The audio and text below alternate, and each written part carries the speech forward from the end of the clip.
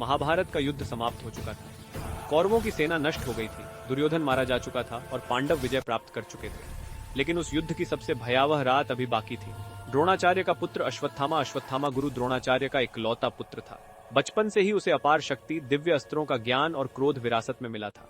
पिता की मृत्यु का समाचार सुनते ही उसके भीतर प्रतिशोध की अग्नि जल उठी। द्रोणाचार्य की मृत्यु छल से हुई थी, यही बात अश्वत्थामा के मन को जलाती रही। उप पांडवों की हत्या युद्ध समाप्त होने के बाद एक अंधेरी रात अश्वत्थामा, कृपाचार्य और कृतवर्मा पांडवों के शिविर के पास पहुंचे। पांडव वहां नहीं थे, लेकिन उनके पांचों पुत्र शिविर में सो रहे थे। क्रोध और अज्ञान में डूबे अश्वत्थामा ने सोते हुए पांचों उप पांडवों की निर्मम हत्या कर दी। जब उसे पता चला कि ये पांडव नहीं बल्कि उनके निर्दोष पुत्र थे, तब तक बहुत देर हो चुकी थी। यह महाभारत का सबसे बड़ा अधर्म बन गया। ब्रह्मास्त्र का प्रयोग पांडवों ने अश्वत्थामा का पीछा किया। भय से ग्रसित होकर अश्वत्थामा ने ब्रह्मास्त्र चला दिया, एक ऐसा अस्त्र जो संपूर्ण सृष्टि को नष्ट कर सकता था। अर्जुन ने भी ब्रह्मास्त्र का प्रत्युत्तर दिया।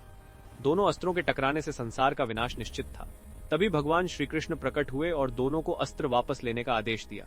अर्जुन ने ब्रह्मास्त्र वापस ले लिया, लेकिन अश्वत्थामा को अस्त्र वापसी का ज्ञान नहीं था। कृष्ण का श्राप, अमरता का दंड। भगवान कृष्ण ने क्रोधित होकर अश्वत्थामा को श्राप दिया, तू मृत्यु से वंचित रहेगा। न तुझे नींद मिलेगी, न तुझे शांति, न कोई तेरा उपचार करेगा। तेरे शरीर से सदा घावों से पीड़ा और दुर्गंध निकलती रहेगी। तू युगों युगों तक पृथ्वी पर भटकता रहेगा। कृष्ण ने उसके मस्तक में जड़ा मणि छीन ली, वही मणि जो उसे रोग, मृत्यु और भय से मुक्त रखती थी। यही कारण है कि अश्वत्थामा अमर होकर भी मृत समान जीवन जीने को विवश हुआ। अश्वत्थामा आज कहाँ है? रहस्यमय स्थान। पुराणों और लोकथाओं में कहा जाता है कि अश्वत्थामा आज भी पृथ्वी पर जीवित है। उसे चिरंजीवी माना जाता है। मध्य प्रदेश उज्जैन सबसे प्रसिद्ध मान्यता के अनुसार अश्वत्थामा आज भी उज्जैन के महाकालेश्वर ज्योतिर्लिंग के आसपास भटकता है। कहा जाता है कई साधुओं ने एक घायल व्यक्ति को देखा। उसके माथे पर गहरा घाव होता है, वह रात में आता है और गायब हो जाता है। उसकी उपस्थिति से वातावरण भारी हो जाता है। कुछ मान्यताओं के अनुसार अश्वत्थामा नर्मदा नदी के घने जंगलों में तपस्या करता है।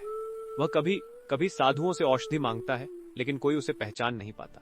एक अन्य कथा कहती है कि अश्वत्थामा हिमालय के निर्जन क्षेत्रों में योग और पश्चाताप में लीन है। वह कलयुग के अंत तक जीवित रहेगा और कल की अवतार के समय प्रकट होगा। क्यों नहीं मरता अश्वत्थामा?